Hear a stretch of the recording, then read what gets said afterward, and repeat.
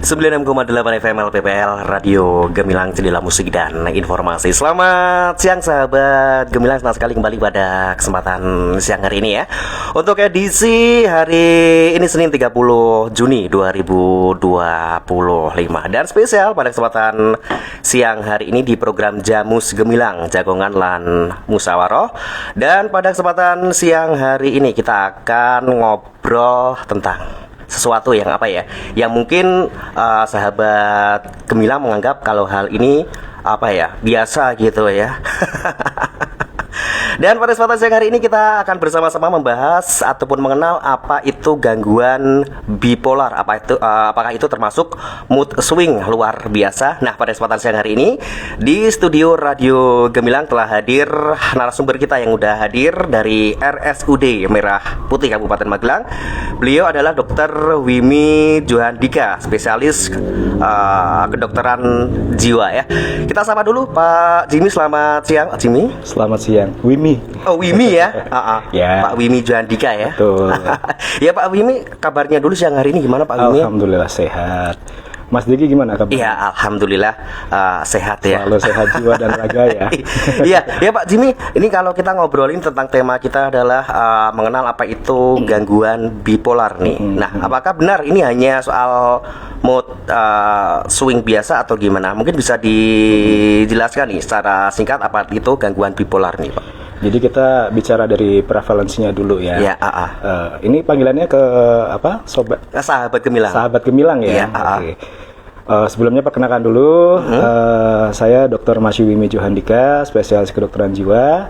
Saya psikiater yang bertugas di RSUD Merah Putih Kabupaten Magelang ya. Dan saya bertugas di hari Senin sampai Jumat jam 8 pagi sampai selesai. Nah, gitu. Kemudian Mas Diki, ini memang gangguan bipolar ini merupakan gangguan jiwa yang berat ya. Jadi prevalensinya cukup tinggi, yaitu 1% sampai 2%. Dan merupakan penyebab disabilitas ke-6 dunia ya. Kalau saya lihat dari datanya, kemudian dari data WHO itu tahun 2016 itu 60 juta orang itu terkena bipolar. Nah, memang kalau untuk prevalensi laki-laki dan perempuan itu hampir sama ya. Di angka ya mungkin 2,8% sampai 2,9%. Dan biasanya untuk kelompok usianya itu dari usia 18 sampai 29 tahun, yaitu sebesar 4,7% dibandingkan dengan kelompok usia yang lainnya. Nah, kemudian kita lebih membahas fokus ke gangguan bipolarnya ini sendiri. Jadi gangguan bipolarnya adalah gangguan mental kronis berupa perubahan suasana hati ya. Yang ekstrim. Jadi bukan hanya sekedar mood swing biasa nih ya. Jadi memang ini perubahannya drastis seperti itu, yang ditandai oleh adanya dua polar atau dua kutub nih. Baik itu episode yang depresi atau kalau orang bilang down-nya ya, down-nya, dan yang satunya adalah episode manik atau hipomanik. Jadi nanti kita melihat bahwa bipolar itu kenapa kok bukan mood swing biasa yang terjadi biasanya pada wanita ya, kalau lagi premenstruasi, PMS itu kan, saya ini terkena mood swing nih, jangan-jangan bipolar, nanti dulu. Jadi kita harus lihat dulu nih gejalanya seperti apa, kemudian klinisnya bagaimana, sehingga banyak kerap disalahartikan ya kalau di masyarakat ya, lagi anak-anak muda kan, aku kena bipolar loh ya, kenapa? Ini moodnya swing, pagi seneng kok, sorenya kok udah sedih gitu ya. Tapi lihat dulu nih tingkat untuk perasaannya seperti apa. Seperti itu. Oh iya. Jadi untuk bipolar sama mood swing itu berbeda ya Pak ya? Nanti akan kita jelaskan secara gejala-gejala yang menyertainya. Oh iya. Baik. Terus mungkin dari jenis-jenis gangguan bipolar itu seperti apa coba? Ya, jadi untuk jenis-jenis gangguan bipolar itu ada 3, tapi pada umumnya biasanya yang sering muncul itu ada 2 ya, dari 3 tipe itu. Yang pertama adalah bipolar tipe 1, di mana pada bipolar tipe 1 ini ada episode manianya ya. Mania itu yang up-nya. Suasana perasaan yang up-nya. Mania seperti energinya meningkat, kemudian bicaranya cepat, tidak bisa disela, punya ide kebesaran. Jadi ide kebesaran itu seperti merasa dirinya itu penting. Maksudnya penting itu dalam arti yang lainnya itu nggak penting. Merasa paling pintar, merasa paling jago di antara yang lainnya. Kemudian semua yang diucapkannya benar, tidak bisa dibantah dan seperti itu. Jadi seperti itu, dan biasanya mudah terdistraksi. Jadi terdistraksi itu teralihkan. Untuk bicara juga ada yang namanya selalu loncat-loncat. Gitu. Topik ini kemudian alih lagi topik yang lainnya dan sebagainya. Nah, itu yang fase maniknya, dia euforia, bahwa meningkatnya benar-benar full blown sampai mengganggu orang lain. Nah, yang kedua itu adalah itu kan maniknya ya. Kemudian episode depresinya. Nah, episode depresinya itu kebalikan dari yang manik itu, yang dari yang mania itu. Seperti ya jadi cenderung tidak berenergi, kemudian mudah lelah, pesimis dan merasa bersalah, merasa tidak berguna, hingga muncul ide-ide kematian, muncul ide suicide dan sebagainya seperti itu. Nah, kemudian di fase bipolar tipe 1 ini, dia itu karena levelnya juga, gejalanya juga kan bermacam-macam. Ada yang sampai berupa gejala psikotik gitu. Apa itu muncul. Jadi tidak bisa menilai realita dan fantasinya. Itu yang muncul seperti delusi dan halusinasi. Gitu ya. Delusi itu suatu waham. Waham itu adalah suatu keyakinan yang tidak bisa dipatahkan. Jadi suatu keyakinan yang tidak rasional, yang tidak realistis. Ya logis gitu ya. Tidak logis gitu. Dia punya kemampuan untuk menyembuhkan. Dia punya kemampuan untuk mengubah dunia. Dia punya seakan-akan punya data dari seluruh orang dunia ini. Tapi misalkan kita lihat dari backgroundnya, latar belakangnya, pendidikannya tidak sesuai seperti itu. Nah, kalau halusinasi adalah suatu respon panca indera tanpa adanya stimulus dari luar. Bisa berupa suara-suara atau penglihatan dan sebagainya seperti itu. Nah, kemudian sama dengan yang depresinya juga seperti itu, bisa muncul gejala psikotiknya. Kemudian itu yang tipe 1 ya. Kemudian untuk yang tipe 2 itu ditandai dengan adanya episode depresinya sama ya, depresi dari yang ringan, sedang, berat. Tapi untuk yang maniknya, untuk yang manianya itu dia biasanya hanya mild atau tidak sampai yang mania gitu. Mungkin hanya ide-ide berlebihan, kemudian istilahnya banyak bicara tapi tidak sampai mengganggu sekali. Gitu. Nah, itu yang bipolar tipe 2. Nah, yang ketiga adalah ada yang dinamakan siklotimia. Nah, siklotimia ini dia tidak terlalu manik, tidak terlalu depresif gitu. Ya mungkin depresinya ringan, sama untuk yang maniknya ya masih dalam taraf hipomania, dan itu dia berlangsung lama, biasanya minimal 2 tahun. Ya, dan itu biasanya dimulai dari usia-usia remaja ya, kemudian sampai dewasa muda seperti itu. Dan kalau tidak tertangani dengan baik, si siklotimia ini bisa meningkat resikonya menjadi gangguan bipolar itu sendiri.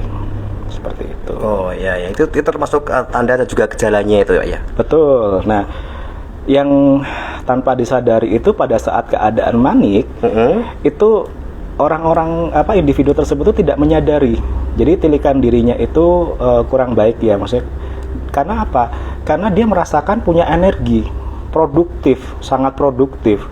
Dia sangat memiliki ide, cara untuk menuntaskan permasalahannya, untuk menyelesaikan dengan cepat dalam satu waktu, bisa seakan-akan bisa menyelesaikan permasalahan yang banyak seperti itu. Jadi kayak manusia super lah istilahnya. Dia tidak butuh tidur, tidak butuh makan, karena bukan karena gangguan tidur ya.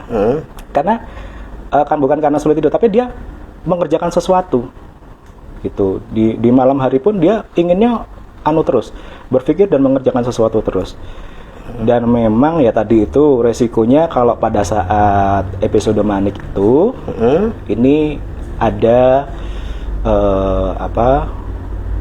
menjadi lebih lebih boros gitu ya, membawa misalnya membeli barang-barang yang tidak diperlukan sebetulnya seperti itu. Terus kemudian memberikan barang-barang atau memberikan uang ke banyak orang, sehingga juga akan mengganggu secara ekonomi.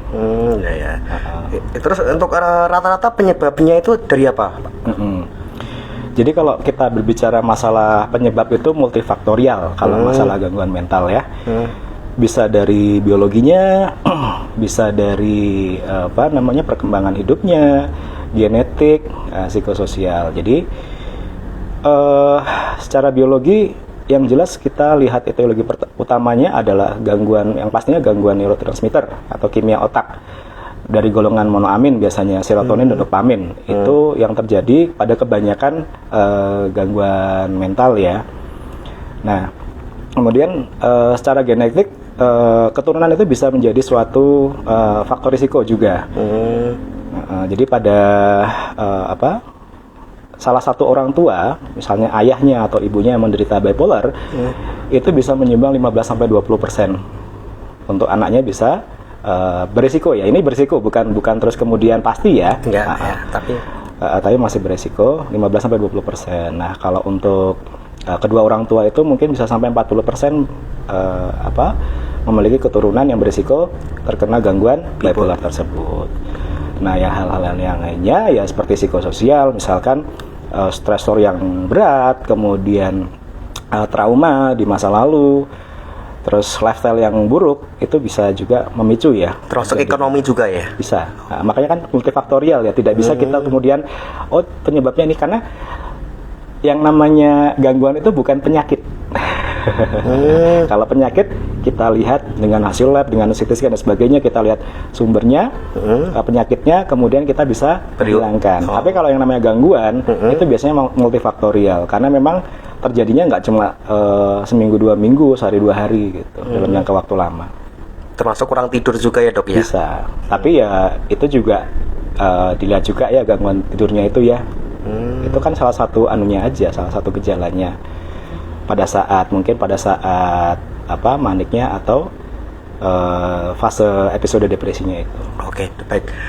Baik, Dokter Wimi, sebelum kita lanjut lagi pada kesempatan jagungan musyawarah pada kesempatan siang hari ini, kita jeda sejenak ya. Oke. Nanti kita lanjutkan kembali. Dan jangan lupa sahabat Gemilang yang pengen bergabung atau bertanya-tanya dengan Dokter Jimmy, dokter spesialis kejiwaan RSUD Merah Putih Kabupaten Magelang, silakan Anda bisa langsung bertanya melalui WhatsApp di 081578968968. Kita akan kembali lagi tetap di 96,8 FM LPPL Radio Gemilang, Jendela Musik dan Informasi.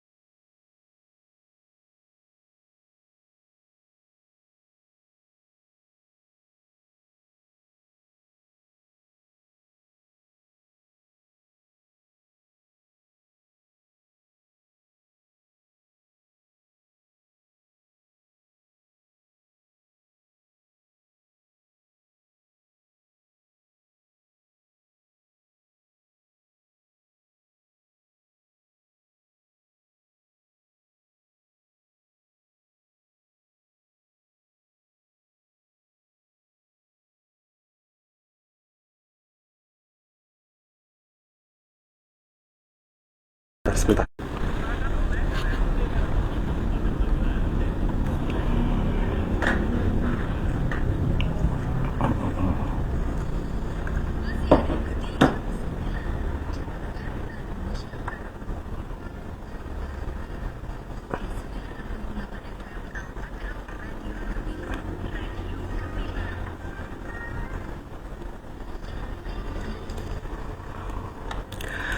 Baik sahabat Gemilang, masih di program Jamus Gemilang, Jagongan lan Musyawarah. Masih dengan tema kita siang hari ini adalah mengenal apa itu gangguan bipolar. Dan masih bersama RSUD Merah Putih Kabupaten Magelang bersama Dr. Wimi Johan Diga ya, spesialis dokteran jiwa ya. Dan kita langsung ke pertanyaan berikutnya, dokter. Boleh. Iya. Okay. Iya. Oke, dokter, terkait dengan tema kita hari ini, bagaimana nih proses diagnosis yang dilakukan oleh dokter jiwa nih? Itu bisa dijelaskan nih, Pak? Ya, dokter? jadi memang sebetulnya wawancara psikiater ya. Untuk proses diagnosisnya pastinya melalui wawancara psikiatri, yang dimana wawancara itu secara komprehensif dan struktur.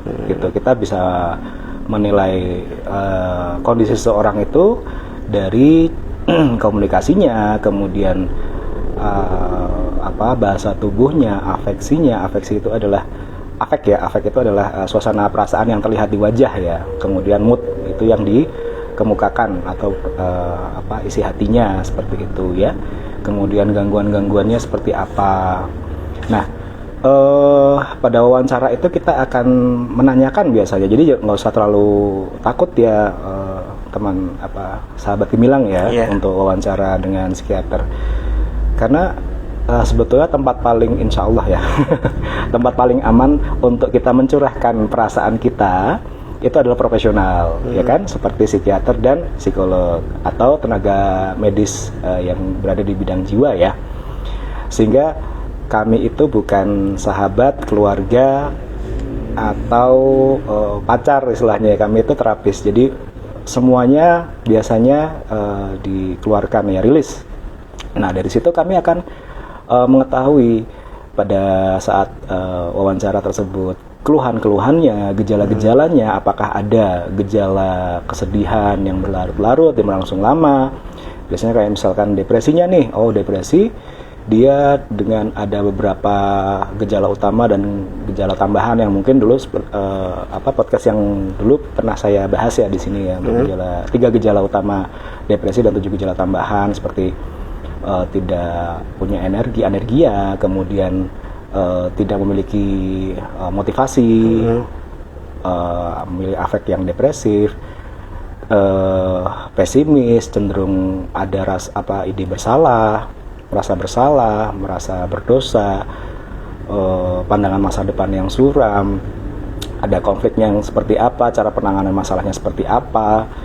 Dan sebetulnya psikiater itu, terapis itu akan melihat aset dari klien tersebut. Jadi kalau saya pribadi ya, saya harus tahu dulu nih latar belakang si pasien tersebut, individu tersebut, kemudian mungkin tingkat pendidikannya, pola asuhnya, kemudian cara pandang terhadap dunianya bagaimana. Tapi biasanya memang di awal itu pasien-pasien itu datang itu dengan keadaan depresif ya, dengan keadaan sedih, sehingga mereka akan mencurahkan dulu isi hatinya, rilis dulu. Baru nanti kita akan bersama-sama untuk menilai nih depresinya. Ini termasuk depresi ringan, sedang atau berat dengan gejala-gejala yang tersebut. Apakah dengan keadaan tersebut sudah mengganggu?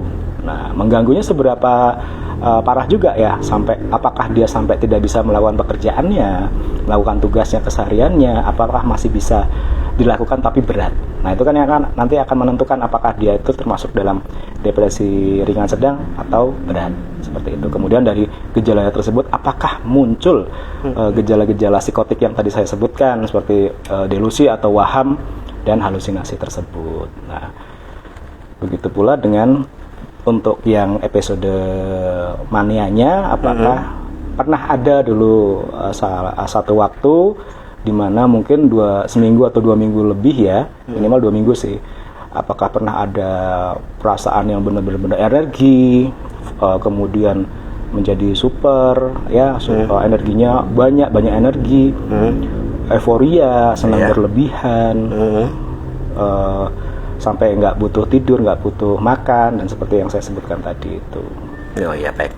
Baik dokter, mengapa nih banyak kasus bipolar ini justru datang ke dokter saat depresi saja? Padahal sebelumnya kan pasti ada gejala-gejalanya gitu. Ya, jelas ya. Jadi pada fase mania itu individu tersebut lebih cenderung percaya diri, gitu. Karena apa? Individu tersebut itu merasa memiliki punya kekuatan yang besar, sehingga ya tadi itu percaya diri, bisa melakukan sesuatu dengan sempurna, bisa menyelesaikan satu masalah dalam satu waktu, nggak butuh tidur, nggak butuh makan, bicaranya terus menerus seakan-akan bisa semua tugas itu dilakukan. Nah, biasanya yang menyadari itu orang lain, gitu ya. Nah, pada saat kita keadaan depresif, itu kita cenderung membutuhkan pertolongan. Makanya kenapa datang pada saat kondisi depresif, di mana kita merasa orang-orang menjauhi kita merasa semua itu karena kesalahan kita ngerasa kita tuh nggak berarti, kita ngerasa kayak apalah arti kita di dunia ini, sehingga individu tersebut mulai nih berpikir untuk mencari pertolongan. Tapi itu yang tepat ya, daripada dipendam malah menjadi berat seperti itu. Makanya kenapa kok klien-klien atau individu tersebut datang pada saat keadaan depresif, karena memang mereka lagi butuh pertolongan, menyadari, oh saya lagi nggak nyaman, saya butuh tempat untuk curhat, untuk bisa rilis. Kemudian disitulah awal mulanya. Oh iya, baik dokter. Ini terkait dengan dukungan keluarga nih, terkhusus buat para pasien bipolar nih. Apa nih bentuk penanganan medis dan psikologis yang umum diberikan, dokter? Dari psikiater. Jadi kalau dari psikiater itu biasanya dari saya sendiri kita akan mengkombinasikan terapi. Dan kabar baiknya bipolar ini bisa pulih, ya. Bisa pulih itu bisa individu tersebut itu bisa mengembalikan fungsi perannya dan menjalani kehidupan dengan baik, seperti itu. Nah, dengan cara pengobatan atau farmakoterapi yang kita akan kombinasikan dengan psikoterapi. Jadi karena bipolar itu sendiri adalah inti dari inti dari gangguannya itu ada di otak secara biologis ya. Maka kita perbaiki kimia otaknya. Biar lebih seimbang neurotransmitternya itu. Ya, tadi dan kadar golongan monoamin ya, serotonin, dopamin itu akan kita seimbangkan. Sehingga Sehingga bisa lebih tenang dalam menghadapi masalah, tidak terlalu terburu-buru, menggebu-gebu, karena kan bipolar juga kan pada saat fase manik itu ada impulsifnya tuh yang terkadang nggak bisa ditahan ya. Nah, seperti itu. Atau fase depresinya yang benar-benar sampai ada ide bunuh diri dan sebagainya, gitu ya. Itu secara farmakologi. Nah, psikoterapinya dengan bagaimana kita mengubah pola pikir yang irasional. Irasional itu yang biasanya yang muncul sebagai pikiran yang negatif, pikiran otomatis, gitu.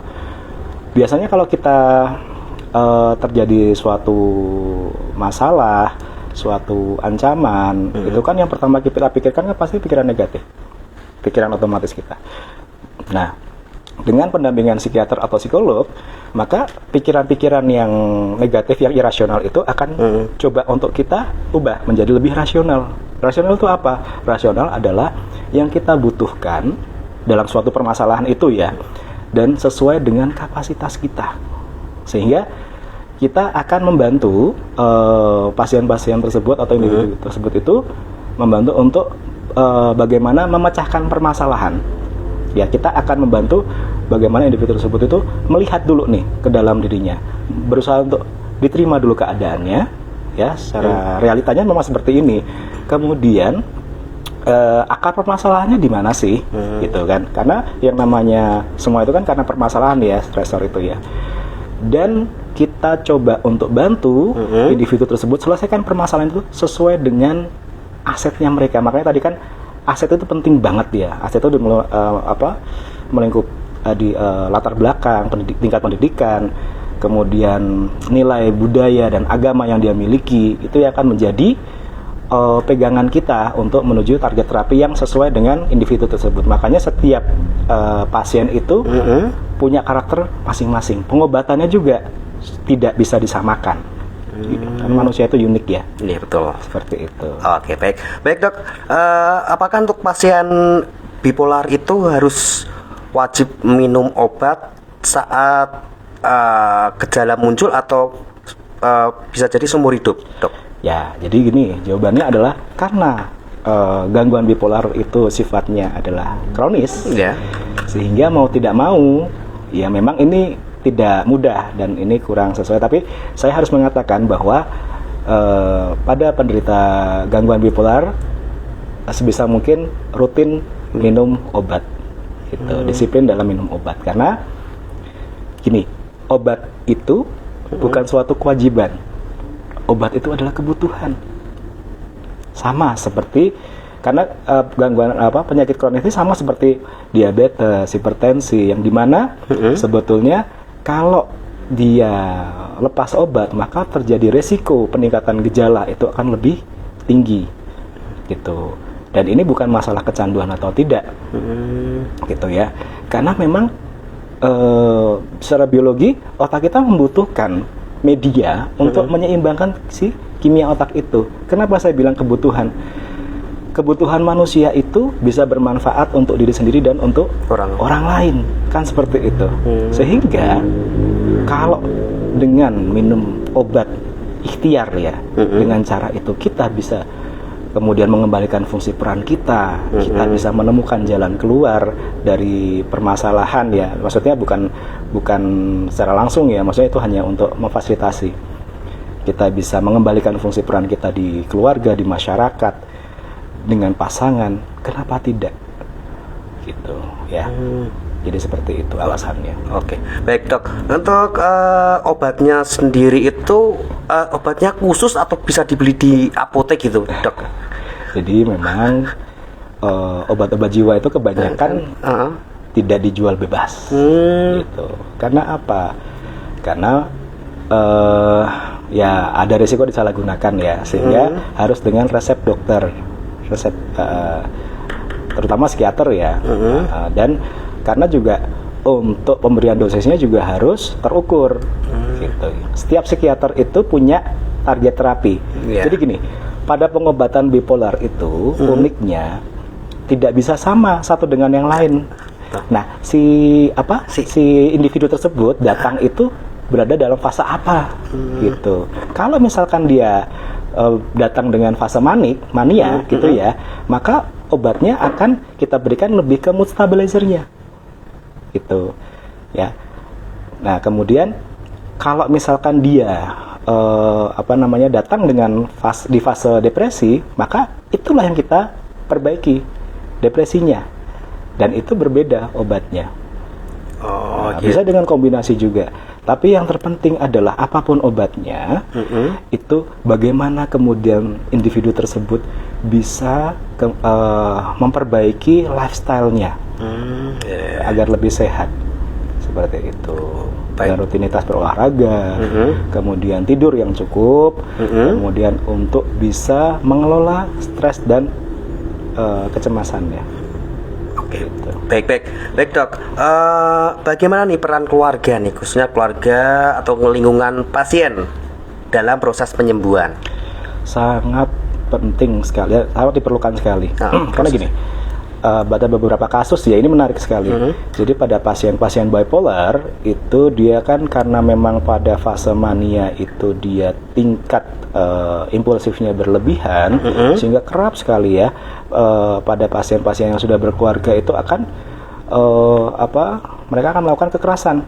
Hmm. Kekerasan dalam rumah tangga. Karena kan impulsivitasnya yang tinggi gitu ya. Kemudian penyimpangan seksual seperti itu. Nah, sehingga ini terganggu nih keluarga. Pasangan sangat terganggu pastinya. Karena sifat impulsifnya, belum nanti borosnya. Ya kan, belum nanti perilaku yang emosinya, irritabelnya gitu, ada kecurigaannya.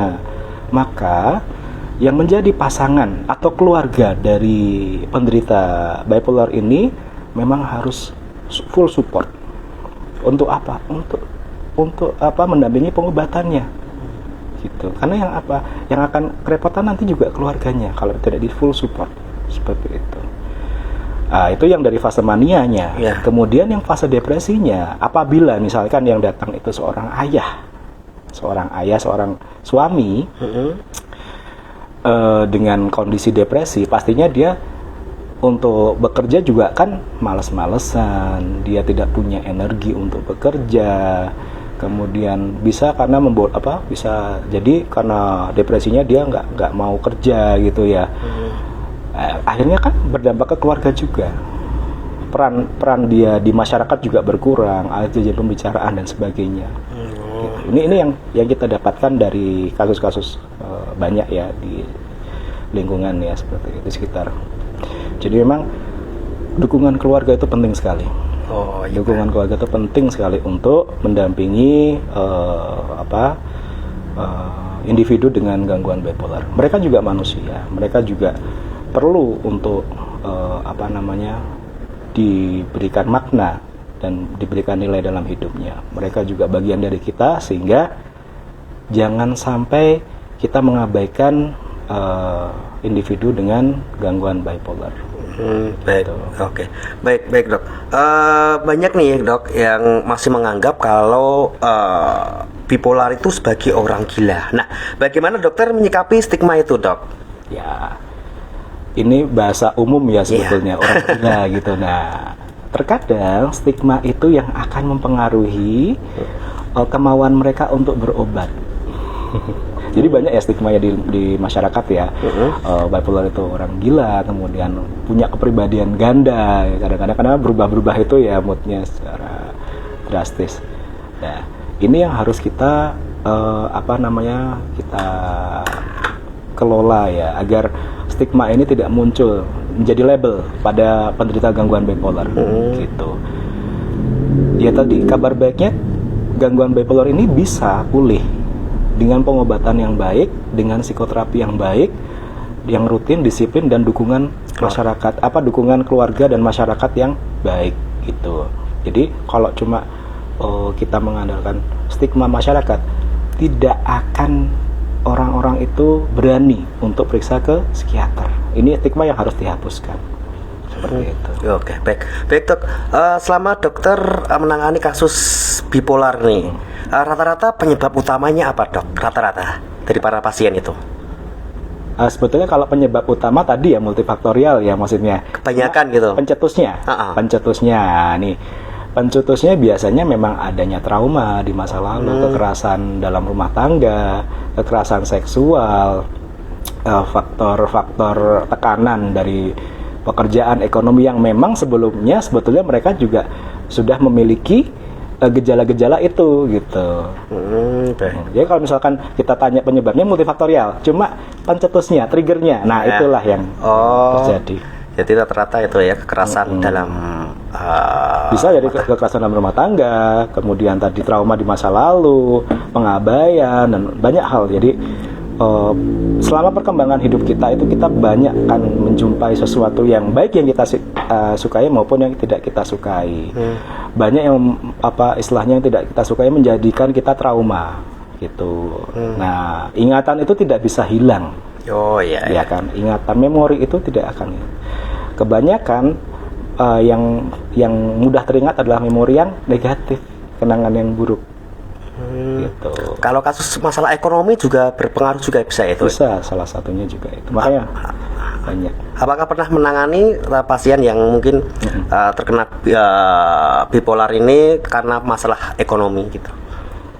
Salah satunya penyebabnya itu ya apa pencetusnya ya. Oh. Pencetusnya adalah masalah ekonomi juga bisa. Misalnya habis dari di PHK dari suatu perusahaannya, atau tuntutan keluarga yang terlalu tinggi dan sebagainya itu. Tapi apapun itu, tugas psikiater adalah untuk memperbaiki, ya, tugas psikiater untuk memperbaiki kondisi baik itu psikologisnya maupun secara pola pemikirannya itu. Oke, baik dok. Sebelum kita lanjut lagi tentang tema kita mengenal apa itu gangguan bipolar, kita lihat lagi. Dan jangan lupa sahabat Gemilang, masih di Jamus Gemilang Jagongan Lahan Musyawarah, masih bersama Dr. Wimi Juandika, dokter spesialis kejiwaan RSUD Merah Putih. Dan jangan kemana-mana, tetap di 96,8 FM LPPL Radio Gemilang, Jendela Musik dan Informasi.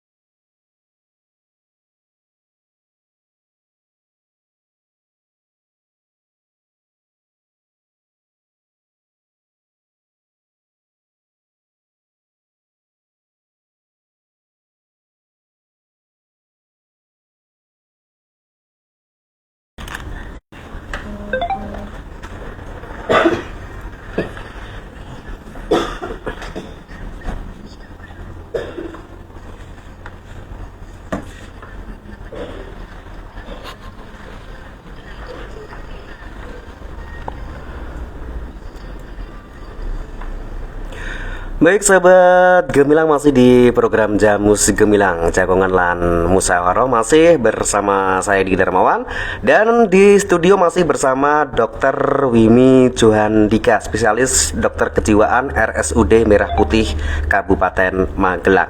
Lanjut lagi dok, untuk di sesi terakhir nih, kan waktunya tinggal berapa menit nih? Cepat banget ya.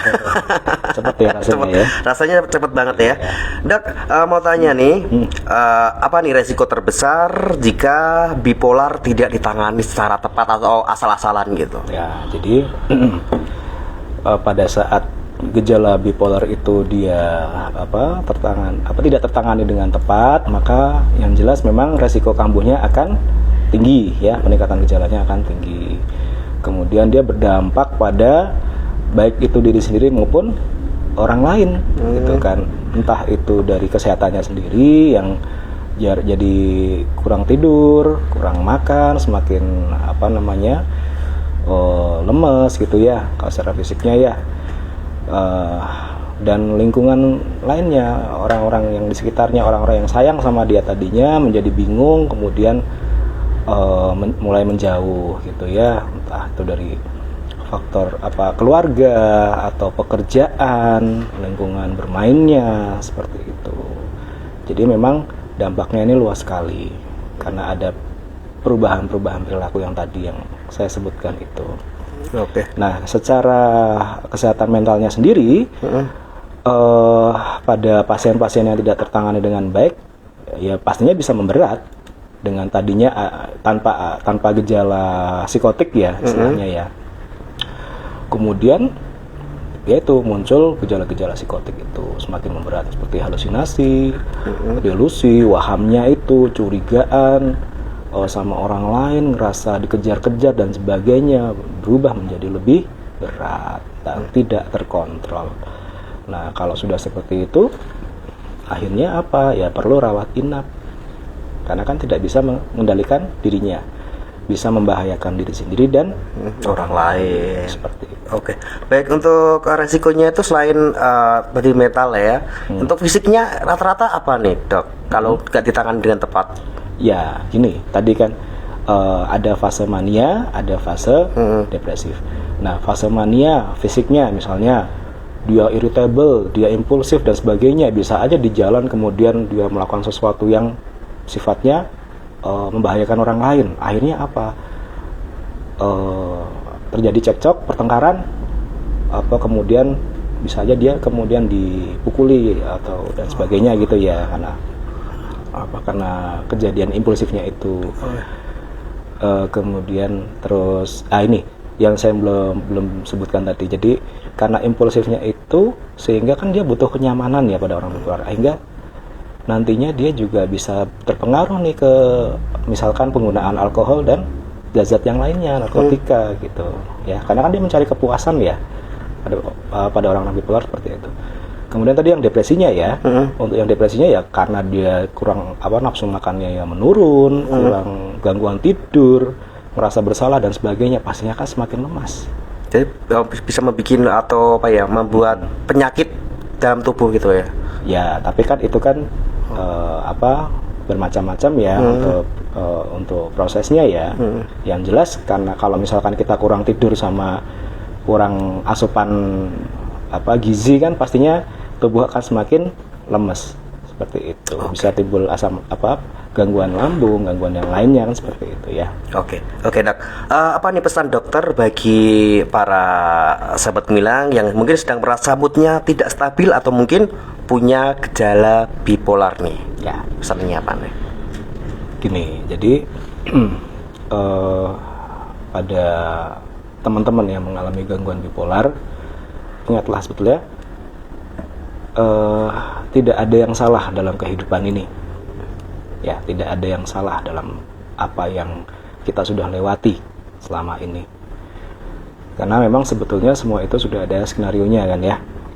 Tetap semangat ya, walaupun sudah diagnosis ya gangguan bipolar.